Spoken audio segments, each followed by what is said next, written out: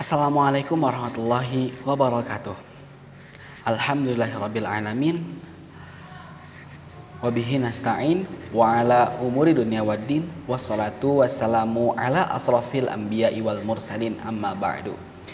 Puji dan syukur hanya milik Allah Subhanahu wa taala. Tidak ada lagi yang berhak kita panjatkan rasa puji, kita haturkan terima kasih, kita haturkan syukur kepada Allah Subhanahu wa taala. Dan tak lupa juga semoga senantiasa salawat dan salam selalu terlimpah curah kepada junjungan kita Habibana wa Nabiyana wa Maulana Muhammad sallallahu alaihi wasallam, serta kepada keluarganya, sahabatnya, tabi'in dan serta kepada umatnya di akhir zaman ini. Nah, pada kesempatan kali ini saya Rafiq Ramdhani, mahasiswa Universitas Pendidikan Indonesia jurusan Ilmu Pendidikan Agama Islam kelas 2B dengan NIM 1906303 akan sedikit menjelaskan tentang buku yang telah saya baca yang berjudul Beragama dengan Akal Sehat. Ketika saya menemukan buku ini, ketika saya melihat judul buku ini, ada hal yang langsung terbersit dalam benak saya, yaitu apakah perlu emang beragama itu mesti menggunakan akal sehat? Toh bukannya ketika kita mengedepankan akal sehat dalam beragama hanya akan mengakibatkan kesyirikan. Itulah yang selalu terbayang dalam benak saya ketika bukan dilandasi oleh iman atau ketika kita dilandasi oleh sebuah ketidakpercayaan, karena akal sehat itu akan menyebabkan keraguan-raguan ya. Ketika kita beragama dengan dasar keraguan-raguan bukan keimanan, maka yang ada akan banyak sekali penyimpangan-penyimpangan yang akan kita lakukan gitu. Kita akan bertanya apakah benar Allah melihat kita. Kita akan bertanya apakah benar Allah itu ada. Itulah yang akan muncul dalam benak-benak kita ketika kita beragama hanya menggunakan akal sehat saja. Menurut saya awalnya demikian. Lalu buku ini menjawabnya bahwasanya beragama itu perlu dengan akal sehat. Kenapa? Karena bahwasanya Allah sendirilah yang mengatakan bahwasanya afala yatadzakkarun, afala ya'qilun, yatadzakkaruna liulil albab. Kalau tidak salah itu ayat yang menjelaskan tentang penggunaan akal sehat dalam beragama. Allah mengatakan bahwasannya, apakah kamu tidak berpikir? Apakah kamu tidak menggunakan akal sehat kamu? Hal ini hanya bisa diperoleh oleh orang yang berakal gitu. Nah, sehingga ditekankan bahwasannya beragama dengan akal sehat ini adalah hal yang perlu menurut penulis. Nah, bukannya ketika kita beragama dengan akal sehat maka akan terjadi kebingungan.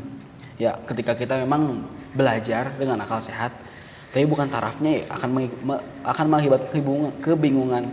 Namun pada akhirnya tetap kita akan menemukan jawabannya. Sama halnya ketika kita masih sekolah dasar, kita diberi materi-materi yang hanya untuk sekolah dasar. Ketika kita masih sekolah dasar dan kita diberikan materi sekolah menengah atas, maka apa yang akan dilakukan anak kecil? Kebingungan, tidak mengerti. Nah, begitu juga agama. Kita tidak akan langsung mengetahui semuanya, kita tidak akan langsung tahu semuanya, kita tidak akan langsung akal sehat kita tidak akan langsung menemukan semua jawaban pertanyaan yang kita cari, tapi secara sedikit demi sedikit kita akan menemukan jawabannya. Nah, layaknya pelajaran di sekolahan juga ada tingkatannya. Tidak akan mungkin langsung anak kecil masih sangat kecil langsung diberikan pelajaran perkalian tanpa diberi pengetahuan pertambahan itu seperti apa, pengurangan itu seperti apa. Dan ketika langsung diberikan pengalian, maka akan terjadi kebingungan gitu, dan akan terjadi sebuah keanehan dan keengganan untuk belajar lagi. Nah, begitu juga dengan beragama dengan akal sehat. Akal sehat kita perlu digunakan dalam beragama, namun menurut saya tidak perlu semuanya digunakan untuk beragama, tapi kita menggunakan agama untuk berakal sehat, di mana kita mempertanyakan apakah peribadatan saya sudah benar, apakah dalil-dalil yang saya gunakan sudah benar, apakah dalil-dalil yang saya gunakan telah sahih, apakah benar yang saya lakukan ini benar. Nah, itulah sebuah pertanyaan tentang akal sehat, mempertanyakan akal sehat kita. Lantas kenapa kita juga perlu beragama dengan akal sehat? Karena ketika kita beragama tanpa menggunakan akal sehat kita, yang terjadi adalah dogmatisme. Kita hanya mengikuti dogma-dogma dan paradigma yang ada di masyarakat saja. Kita tidak akan menemukan kebenaran yang paling benar. Nah, dan Islam itu tidak pernah mengajarkan tentang dogmatisme itu sendiri. Bahkan Nabi Muhammad SAW mengatakan dalam hadisnya, bersabda dalam hadisnya, "Shallu kama ra'aitumuni usolli." Salatlah kamu sebagaimana kamu melihat saya salat.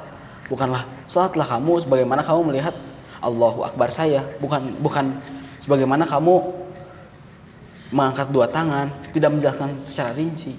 Tapi hadis lain yang menjelaskan secara rinci. Dan ada banyak perbedaan dalam hadis-hadis di sana. Nah, sehingga kita pun perlu mencari mana sih peribadatan yang paling benar, mana sih hadis yang paling sahih. Nah, lantas ketika kita sudah menggunakan akal sehat, lalu kita merasa ini kok guru ini kurang tepat, kok dia kurang tepat. Nah, Allah juga memberikan jawabannya ketika kita merasa demikian. Ketika kita merasa bahwasannya ini nggak pas nih, ini ada yang salah nih, ini kok kayak gini nih. Nah, Allah memberikan jawabannya juga. Wajadilhum billati hiya ahsan, dan debatlah mereka dengan cara yang baik. Nah, selain Allah merintahkan kita untuk menggunakan akal sehat dalam beragama, Nabi Muhammad mencontohkan tidak ada dogmatisme dalam beragama. Allah juga kembali menegaskan bahwasannya ketika kita menemukan perbedaan, ketika kita menemukan sebuah ketidaksesuaian, maka yang kita lakukan adalah wajadilhum billati hiya ahsan, dan debatlah mereka dengan ahsan, dengan baik gitu. Jangan sampai kita mendebat dengan hal yang buruk, karena itu juga tidak dicontohkan dalam Islam. Nah, untuk wajadilhum billati hiya ahsan ini dalam ayatnya ditegaskan kepada orang-orang musyrikin ya. Tapi tetap saja ketika kita bertemu dengan orang muslim juga yang menurut kita tidak sepaham atau menurut kita berbeda sedikit pendapatnya atau ada sebuah keanehan, maka kita harus berdebat juga. Kita harus mempertanyakan juga bagaimana dalilnya agar kita juga mengerti gitu. Nah, lantas di sini juga dijelaskan tentang zaman sekarang itu adalah zaman sebuah pembuktian gitu. Zaman sains, agama versus sains. Nah, ketika zaman dulu belum ada sains, belum ada pembuktian. Jadi orang-orang zaman dulu, zaman Nabi Muhammad SAW, mempercayai Nabi Muhammad secara seutuhnya tanpa mempertanyakannya, karena sudah yakin. Karena akal sehat mereka juga digunakan, bahwasanya melihat Nabi Muhammad ini adalah orang yang benar gitu, nggak salah lagi. Nah, zaman sekarang apa yang dikatakan oleh Nabi Muhammad SAW dicoba mencari kebenarannya. Dimana ketika Nabi Muhammad mengatakan bahwasannya jika kamu menemui lalat di minumanmu, maka celupkanlah. Nah, mungkin di pikiran orang-orang awam, di pikiran orang-orang yang apaan sih ini gitu, yang menganggap demikian, mereka akan aneh gitu. Tapi zaman sekarang dibuktikan bahwasannya memang benar apa yang dikatakan Nabi Muhammad 1400 tahun silam, bahwasannya apabila kamu menemukan lalat di minumanmu, maka celupkanlah, karena di sebagian sayapnya ada obat dan sebagian sayapnya lagi ada racun. Dan itu pun yang dibuktikan oleh sains zaman sekarang. Dan banyak juga sains-sains zaman sekarang yang dibuktikan oleh hal-hal demikian. Nah, beragama dengan akal sehat ini juga memang perlu dilakukan gitu oleh kita sekarang. Kita jangan sampai terjerumus kepada dogmatisme yang ada. Kita jangan sampai terjerumus kepada sebuah tekanan-tekanan yang ada gitu. Kita harus tetap menggunakan akal sehat kita dalam beragama agar kita tidak tersesat.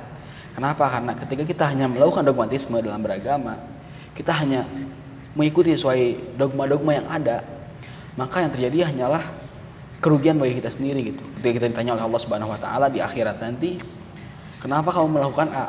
Karena guru A. Atau guru A enggak nyuruh kamu buat melakukan itu? Nah, itu juga yang menjadi hal yang memang sepatutnya tidak kita lakukan. Ketika kita beragama, maka kita harus mencari tahu kebenarannya. Mana sih yang benar, mana sih yang paling benar. Nah, mungkin untuk video kali ini cukup sekian dulu. Terima kasih telah menontonnya. Syukron. Untuk kritik dan saran dimohon boleh di kolom komentar. Terima kasih. Wassalamualaikum warahmatullahi wabarakatuh. Baik, bersama saya nanti ya.